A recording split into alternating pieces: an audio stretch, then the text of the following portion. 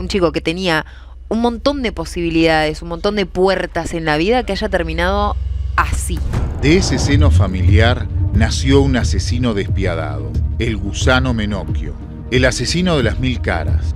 5 asesinatos, extorsiones, robos y drogas. Menocchio no era un asesino impulsivo. Su motor, tener cada vez más plata. En 4 años puede pedir la libertad. ¿Vos crees que se la pueden dar?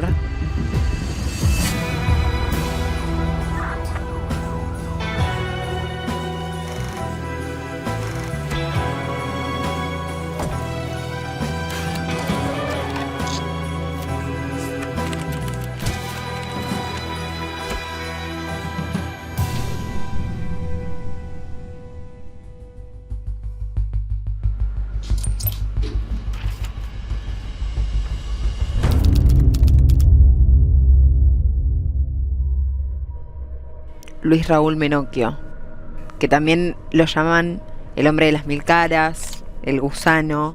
No tuvo tal vez la prensa que han tenido otros asesinos seriales en la Argentina, pero es un personaje siniestro que va a estar en el libro de la historia penal argentina, va a aparecer. A lo largo de muchas crónicas policiales que he hecho, he encontrado estos personajes que son siniestros, que tienen una sola meta, la plata. En el medio rompen todo lo que se le cruza entre el destino final, que es el dinero, Sí.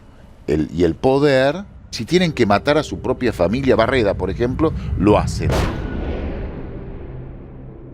Se entiende por toda la historia, que en breve vamos a conocer mucho más, que era un hombre que era muy ambicioso y tenía como una obsesión con el poder y con tener plata y mismo la noche, porque se decía esto, que viste, salía de fiesta, que tenía muchas mujeres. Era el rey de la noche, de los boliches de Posadas, eterno estudiante de Derecho en la Universidad Nacional de Corrientes. Que nunca se recibió. Nunca se recibió. El padre fue legislador, fue senador, fue diputado en Misiones y manejaba una estancia de producción de yerba muy importante, por lo que en los 80 era alguien de poder económico. De hecho tenían como un pueblo con el nombre Menocchio. Hasta el día de hoy existe Puerto Menocchio, una localidad chiquita, pero localidad al fin, que lleva su apellido ahí en Misiones.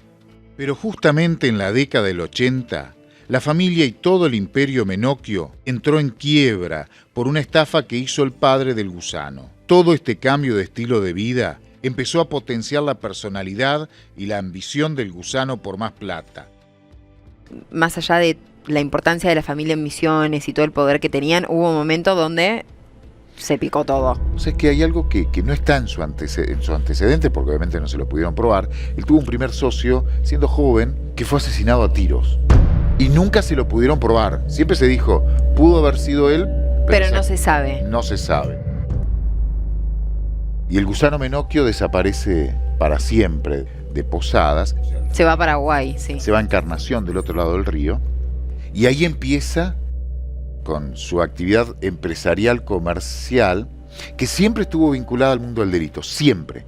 Pone el primer cable en Encarnaciones de él, con socios, a los que estafa. Sí. Y termina en medio de un litigio judicial, se tiene que ir. Y funda con otro socio una empresa de transportes de caudales que llevaba plata de bancos y de grandes empresas de Encarnación a Asunción, con una particularidad. Era la empresa o la transportadora más asaltada de Paraguay. Los bancos presentan una denuncia, se hace una investigación y se descubre que al final autorrobos. Y fue la primera vez que pasó por la cárcel. 4 años estuvo preso Menocchio en Paraguay.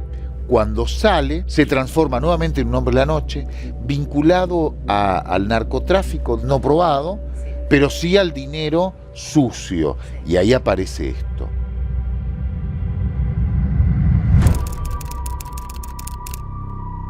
Que esta vendría a ser su primera víctima. Su primera víctima. De la cual sabemos, ¿no? Probada. Sí, probada. Eduardo Fidel Maciel era un empresario también de la noche, que andaba de novio con una chica de 19 años, Graciela. Que todo empieza en un boliche. En un boliche. Noche. Puerto Madero llamaba el sí. boliche, que era como el boliche de moda de Encarnación, esto en Paraguay. Y tiene una buena relación con Menocchio. Sí, de hecho se los vio como hablando tranquilos en la barra, tomando. Pasa que un momento le dijo, mira, lo que te debo no te lo puedo pagar ahora. Claro. No te hagas problema. Le dijo Menocchio. Esa noche hay testigos que los ven tomando whisky. Él consume mucho whisky esa noche. Cuando cierra el boliche, se ofrece incluso a llevarlo a Maciel y a la novia, que todos lo conocían como el amigo de Maciel, pero fue la última vez que los vieron. Esto que estamos viendo ahora. Esa foto. Y adentro, los Con cuerpos. cemento, Sí. son 2 barriles. Entre el 15 y el 16 de agosto, la desaparición y el crimen. Una semana después, en un pueblo cercano a Encarnación, en un zanjón, aparece ese tambor y encuentran los cuerpos. El cuerpo de Maciel y de Graciela, su novia. Los 2 ejecutados a balazos, los metieron dentro del tambor y le arrojaron cemento. Las hipótesis son que habría perdido una partida de póker por $300.000 y para no pagar lo mató, y a Graciela por ser la única testigo. Y la segunda hipótesis, que mató a Eduardo porque, como él, lavaba dinero, pero no hizo bien las cosas y quedó mucha plata abajo. Que ahí se lo vincula rápidamente a Menocchio porque es con quienes los vieron por última Porque vez se a había ellos. declarado incluso Menocchio en la causa por la desaparición. Sí. Dice, yo lo llevé en mi camioneta, una Explorer, Sí. una Ford, lo llevé a la casa, lo Y dejé dijo en la que casa después y me se fue. fui. Cuando encuentran los cuerpos, terminan allanando la casa de Menocchio y encuentran otros tambores así parecidos a eso Sí. dentro de la casa de Menocchio, incluso bolsas de cemento abiertas. No había dudas que el crimen se había cometido dentro de la casa de Menocchio. Pero el 21 de agosto ya se había fugado a Buenos Aires, cansado de la persecución.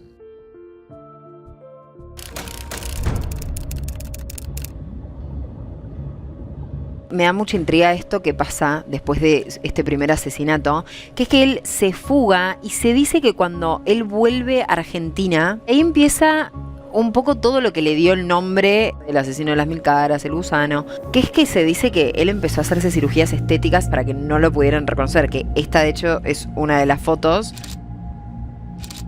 Acá vendrían a ser como las varias caras de él y esta es una de las que adoptó. No solamente se hace cirugías, cuentan que tenía quemaduras con ácido o algún elemento parecido Sí. para borrarse las huellas. Que perdón, Cristian, ¿es real que se puede borrar las huellas digitales? A ver, la capa de la piel tiene varias capas y si nosotros dañamos la primera capa no habría problema porque esos rastros se podrían regenerar. Ahora, si dañamos esa segunda capa, entonces ahí sí, por ahí podría generarse la adulteración de ese rastro a los fines de identificación. A partir de ahí, el señor que estamos viendo, el rubio, se llama Hugo Jara. Se mueve en el ámbito de la alta sociedad, de la nueva alta sociedad Claro. porteña, Puerto Madero, Nordelta, y conoce A Claudio a un Nossi. productor. ¿Qué es ese? Claudio Nossi. Claudio Nossi era hijo del Tano Nossi, un gran productor de la televisión y el espectáculo de la Argentina, que estaba dejando cerca de los 40 el mundo de la televisión, lo que era producción de televisión, porque quería entrar en el mundo del cine, otro mundo más glamoroso. Y ahí lo conoce a Hugo Jara. Queda obnubilado con un personaje que decía ser un intermediario de grandes empresarios vinculado a la cultura y al cine. Empiezan a tener reuniones. Él le dice que conocía a unos empresarios españoles que tenían mucho dinero para invertir en el cine. Y habla de una ruta de ingreso a la Argentina de dinero negro, supuestamente proveniente de Paraguay. En un momento, pero poco después, en 2005, en principio de 2005, le dice, tenemos que ir a buscar la plata. 10 palos verdes. Bien, ¿y dónde le dice que tiene que ir a buscar esa plata? ¿O cómo, mejor dicho? Ir a Corrientes, comprar un barco. Va con un secretario que él dice que era un chef que llevaba para el barco, Sí. y con un capitán para Eso. navegarlo. Eran 2 matones que lo acompañaban desde siempre. Eso, en el barco supuestamente estaba Menocchio, el supuesto chef, el supuesto capitán. Capitán, que eran 2 hermanos. De acuerdo a lo que determinaron los peritos que vieron el barco, lo ejecutaron de un tiro cuando estaba sentado en un sillón dentro del barco. Después el cuerpo lo dejaron dentro de la sala de máquinas, es un barco grande, es Sí. un yate importante, colocaron el cuerpo durante 24 horas. Hay un chico que es el hijo de un pescador que sube al barco y dice que había olor a muerto. Para entonces la familia Nossi, de aquí de Buenos Aires, habían hecho la denuncia. Ellos sospechaban de un secuestro extorsivo. Cuando, siguiendo ese rastro, llega la policía al dato de Nossi, la víctima había comprado ese barco, con la prefectura van, pero lo que encuentran primero fue los restos de un hombre que había sido asesinado a tiros.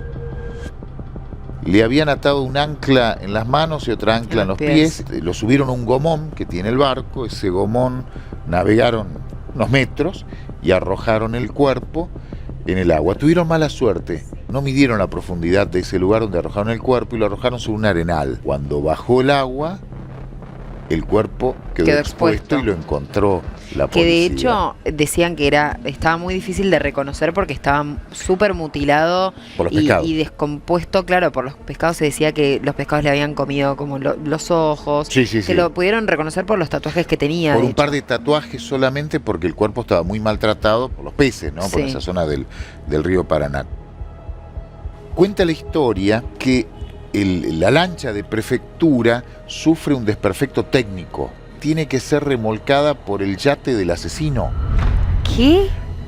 Todos demorados son llevados a Corrientes, en donde, mediante la identificación de huellas, se determinó que Jara no era Jara. Entonces, finalmente, lo de las huellas, más allá de que vos contabas, Cristian, que es muy difícil hacerlo, este tipo falló.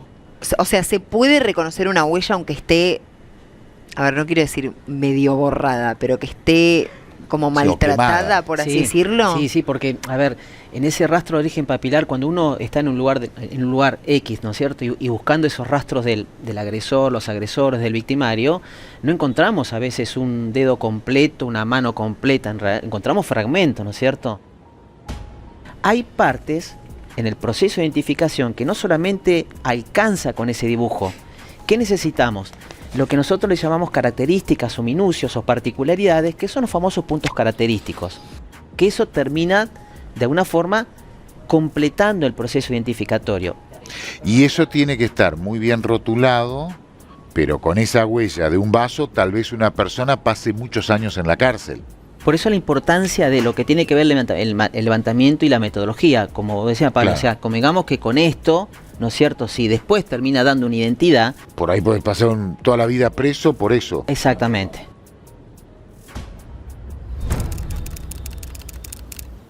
Y acá viene un capítulo de esta historia que también es terrible. O sea, acá todos son terribles, pero es digo tercer asesinato, pero en realidad no es...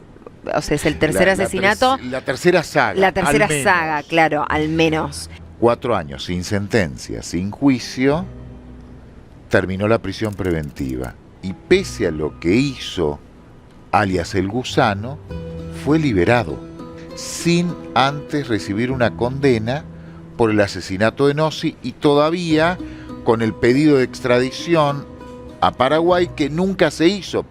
Para entonces ya había vuelto a ser Menocchio y empieza a hacer negocio. Acuérdense, el móvil es la plata. Menocchio lo único que quería era plata y mucha plata. Todo lo que se interpusiera entre él y la plata era un problema y estaba en riesgo.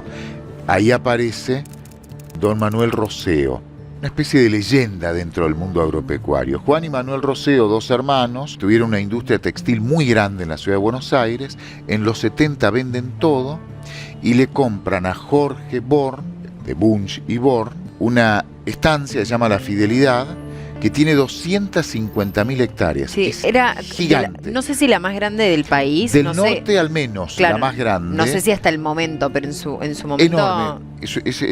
Tiene más de la mitad de selva. ¿Sigue existiendo? Sí, es una estancia que ocupa gran parte del impenetrable entre Chaco y Formosa. Abarca las 2 provincias.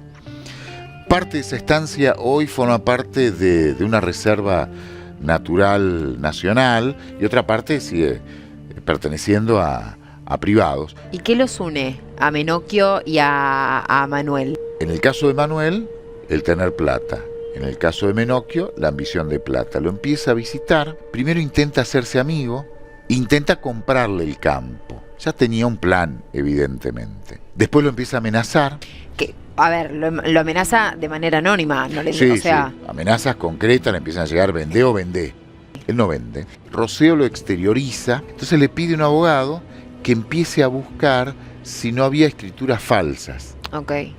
Y ahí encuentran una primera escritura en San Lorenzo, en Santa Fe, escritura falsa, donde supuestamente él vende una parte de su campo a otro de los imputados que tuvo la causa, Claudio Alfredo Gómez, que era un falso comprador. En teoría compró con una firma falsa. Sí. Esa falsa escritura, ¿Roseo la vincula con Menocchio? Con Menocchio, con el nombre que él tenía.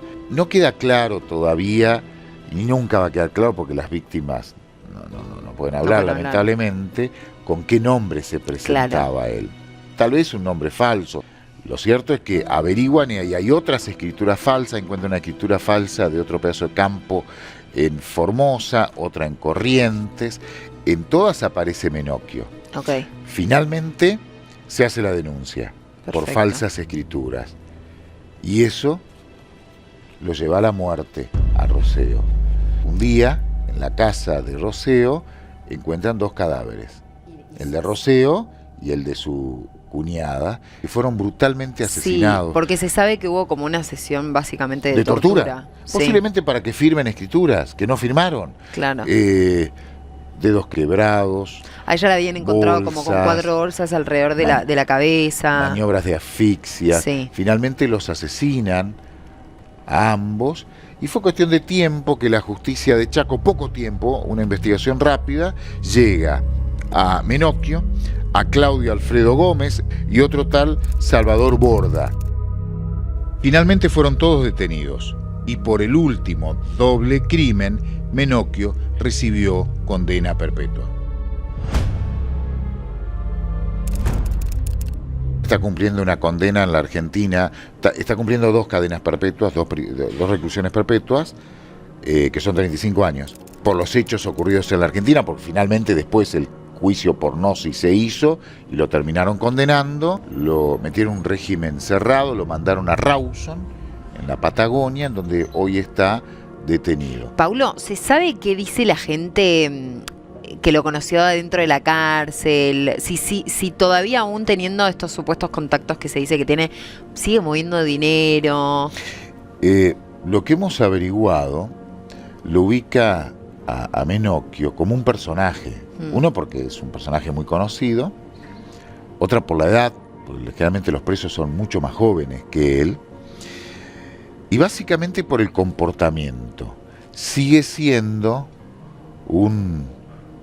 ese personaje con ese halo de hombre de la noche, de gentleman, de hombre de mundo, muy atractivo, de una verba, un hablar muy exótico, como alguien de la alta sociedad o de alta cultura también, y eso atrapa. A mí lo que me llama la atención un poco de este caso, primero no es un caso donde él tuvo una infancia que quizás inevitablemente lo lleva a estos lugares, viste, oscuros, turbios. Es como medio inexplicable que un chico que tenía un montón de posibilidades, un montón de puertas en la vida, que haya terminado así. Los grandes asesinos de la historia penal argentina, al menos, nacieron de un contexto que les fue favorable. Claro. Pese al contexto, fueron grandes criminales.